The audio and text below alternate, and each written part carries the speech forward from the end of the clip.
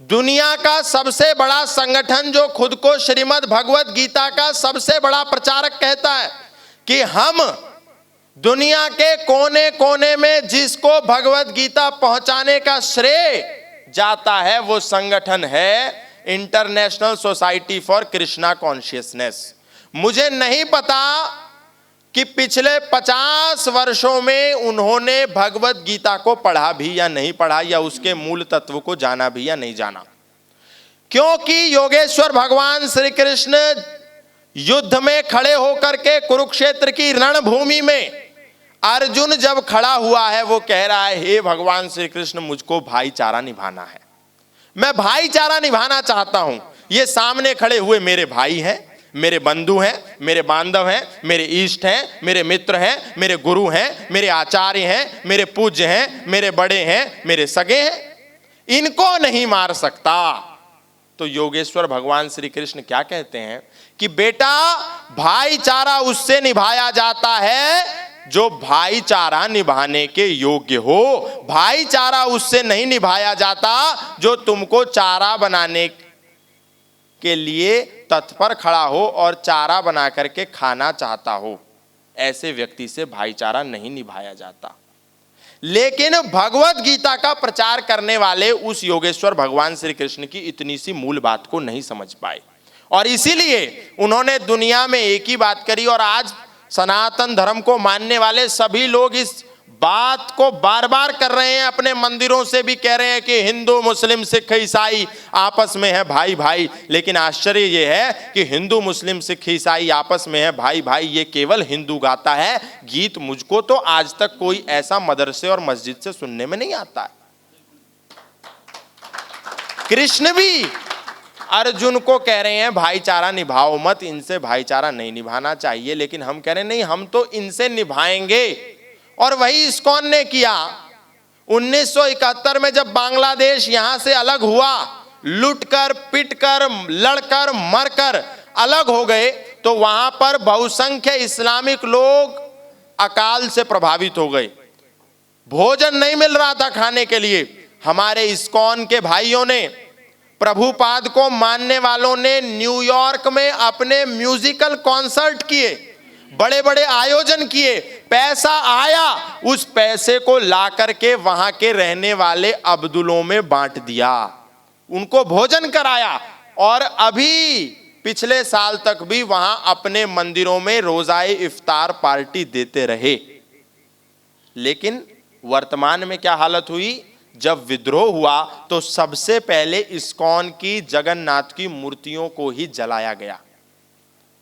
ये इसलिए हुआ क्योंकि हमारा जो विजन है क्रिस्टल क्लियर नहीं है। हमको सबके साथ संबंध स्थापित करना है, हमको सबके साथ भाईचारा निभाना है, हमको सबके साथ उठना बैठना है, हमको सबके साथ व्यापार करना है, हमको सबके साथ व्यवहार करना है, हमको सबके साथ दोस्ती करनी है, हमको सबके साथ मित्रता करनी है। हम सबको साधना चाहते हैं, एक को नहीं साधना चाहते।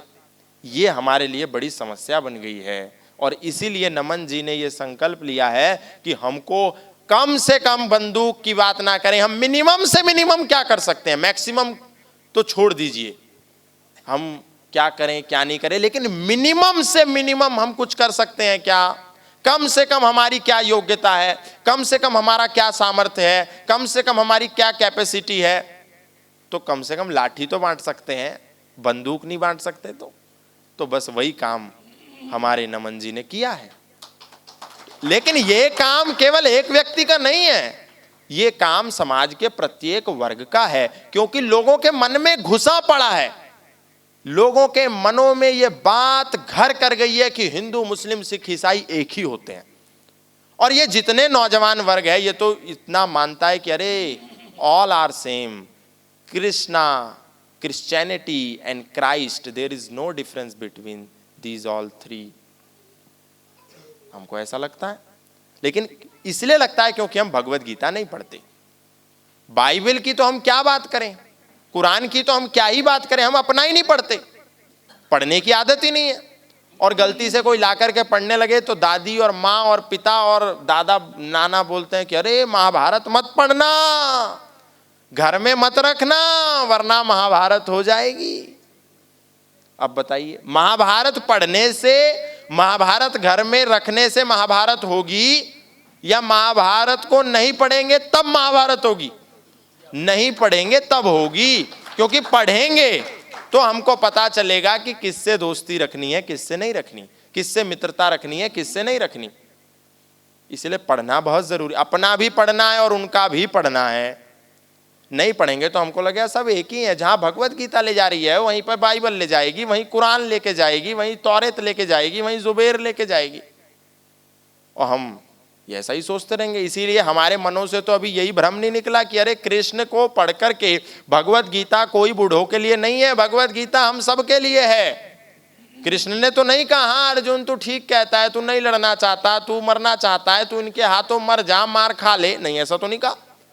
सबसे बड़ी गाली दी योगेश्वर भगवान श्री कृष्ण ने जब अर्जुन ने कहा सीदंती मम गात्राणि मुखम चा परिशुष्यति वे पथुश्च शरीरे में रोम हर्षश्च जायते। हे योगेश्वर भगवान श्री कृष्ण, मैं नहीं लड़ सकता, मैं निहत्ता मारा जाना चाहता हूं, मैं बिना शस्त्र के इनके द्वारा मारा जाऊं, इसमें मैं अपना कल्याण समझता हूं। तो भगवान ने कहा अरे बेवकूफ, हतो वा प्राप्स्यसि स्वर्गम जीतवा वा भोक्ष्यसे महिम तस्माद् उत्तिष्ठ कौन्तेय युद्धाय कृत निश्चय, युद्ध करो। और उस समय की जो सबसे बड़ी गाली थी वो योगेश्वर भगवान श्री कृष्ण ने अर्जुन को दी और कहा क्लैव्यम महस्मगमः पार्था नैतत्वत्युपपद्यते क्षुद्रम हृदय दौर्बल्यम त्यक्त्वोत्तिष्ठ परम तपा। तुम नपुंसकों जैसी बातें कर रहे हो दुनिया के सबसे बड़े धनुर्धर होकर के, ये तुमको शोभा नहीं देता, इसीलिए युद्ध करो, इसी में तुम्हारा कल्याण निहित है। ये योगेश्वर भगवान। लेकिन हमको लग रहा है अरे इसको पढ़ लेंगे तो हम बाबा जी बन जाएंगे, हमारा बच्चा कहीं इसको पढ़ करके हमसे अलग ना हो जाए, ऐसा हमको लगता है। और फिर हमको ये लगता है कि अच्छा ठीक है, हमारे तो कई कथावाचक भी ऐसे हैं, कई ऐसे धर्माचार्य हैं, वो कहते हैं अरे वहां से अगर कोई आजान की आवाज आने लगे तो अपनी कथा को रोक लो, कोई बात नहीं, थोड़ी देर के लिए चलता है। लेकिन क्योंकि हम पढ़ते नहीं, हमारे मंदिर में जो शाम को आवाज आ रही है ओम भूर्भुवः स्वः तत्सवितुर्वरेण्यम भर्गो देवस्य धीमहि धियो यो नः प्रचोदयात्, हम सब सुनते हैं, सब बोलते हैं, सब गाते हैं, सब पढ़ते हैं, लेकिन किसी को इसका मतलब नहीं पता है। लेकिन गारंटी किसकी ले रहे हैं? गारंटी उसकी ले रहे हैं जो दिन में 5 बार आवाज आ रही है ला इलाहा इल्लल्लाह मुहम्मद रसूलुल्लाह अशहदु अल्ला इलाहा इल्लल्लाह हुवा अशहदु अन मुहम्मदन अब्दुहु व रसूलुहु। दिन में 5 बार जो ये आवाज मस्जिद की मिंबर से लाउड स्पीकर के माध्यम से कहीं भी हम हो, और दिल्ली में तो हर जगह हमारी कान में आती, हम कहते हैं वाह यहां इनकी उपासना प्रारंभ हो गई। लेकिन हमको गायत्री मंत्र का अर्थ नहीं पता है। लेकिन वो आवाज आते ही हम क्या कहते हैं? अपनी कथा को विराम कर दो, अपनी कथा को रोक दो। और कई कथावाचक ऐसे भी हैं जो करोड़ों रुपया कथा कहने का लेते हैं, सबकी बात नहीं कर रहा हूं, लेकिन कुछ होते हैं, कई ऐसे हैं 5-5 करोड़ रुपया लेकर के भी कहते हैं कि हम तो राम राम बोलते हैं और हमारे मुंह से अली मौला निकलता है। ये तब होता है जब हम कभी भी प्रश्न नहीं करते, हम कभी भी उनसे क्वेश्चन नहीं करते, हम कभी भी उनसे कोई तर्क वितर्क नहीं करते, तो फिर ये सब लोग अपने मन के मालिक बन जाते हैं। पैसा तो लेते हैं सनातन धर्म के लोगों से और गीत गाते हैं उनके जिन्होंने सनातन धर्म को बर्बाद किया। तो कहने का तात्पर्य यह, हमको पता होना चाहिए, बिना प्रमाण के, बिना जानकारी के, बिना अध्ययन के, बिना स्वाध्याय के हम किसी की भी गारंटी मत लें। वो तो दिन में 5 बार कह रहे हैं कि अल्लाह के सिवा दुनिया में कोई भी इबादत करने के योग्य नहीं है, और मोहम्मद साहब के अतिरिक्त उसका कोई भी रसूल नहीं है। लेकिन हमको फिर भी उनके साथ भाईचारा निभाना है। हम ये भूल जाते हैं कि गाय को मां मानकर चूल्हे पर पकी हुई पहली रोटी खिलाने वाला और गाय को रोटी के साथ खाने वाला कभी भी भाई नहीं हो सकता। तो जब हम ये भूल जाएंगे तो फिर हम ऐसे ही कहेंगे कि अरे हमारे भाई हैं। लेकिन ठीक है, आपको भाईचारा निभाना है तो अच्छी बात है, परंतु पहले अध्ययन करें। अगर आप ये वीडियो YouTube पर देख रहे हैं तो हमारे चैनल को सब्सक्राइब करें और बेल आइकन को दबाना ना भूलें। अगर आप Facebook पर ये वीडियो देख रहे हैं तो हमारे पेज को लाइक करें।